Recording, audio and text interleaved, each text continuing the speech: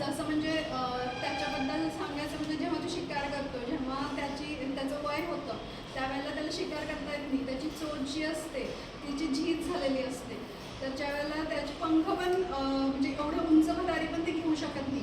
त्याचे पंख पण म्हणजे तेवढे मजबूत राहत नाही. जेव्हा त्याचं वय होतं त्यावेळेला तो असं ठिकाण निवडतो जिथं तो एकटा राहतो. त्या ठिकाणी खात नाही काही. चोच स्वतः दगडावर मारून मारून तोडून टाकतो, जी जुनी चोच असते ती.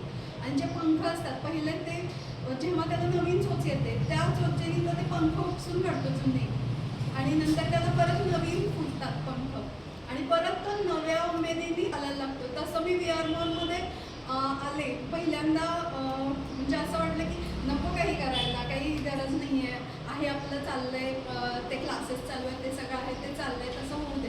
पण त्याच्यानंतर माझा पाय फ्रॅक्चर झाला, मी बसून राहिले. मग बसून राहण्यापेक्षा आपण ऑनलाईन तरी VR मॉल करूया म्हणून ऑनलाईन चालू केलं. म्हणजे ज्या वेळेला काही नाही, ज्या वेळेला म्हणजे आपण चालू पण शकत नाही त्यावेळेला मला VR मॉलचं पे आउट यायला चालू झालं. आणि जेव्हा मी चालू शकत होते तेव्हा मी कामच नव्हते करत. आणि जसं मी नीट झाले तसं मी पूर्णपणे नवीन मी इतक्या वर्ष म्हणजे 2 वर्ष पूर्ण म्हणजे फक्त युजर म्हणूनच केलं असेल. पण मागच्या लास्ट एप्रिलपासून मी पूर्ण छान असे काम करते. म्हणजे माझं मला म्हणजे आता सध्या कौतुक आहे की माझी टीम म्हणायला लागली आहे आणि इतके छान मेंबर्स मला भेटायला लागले. ओके, चलो.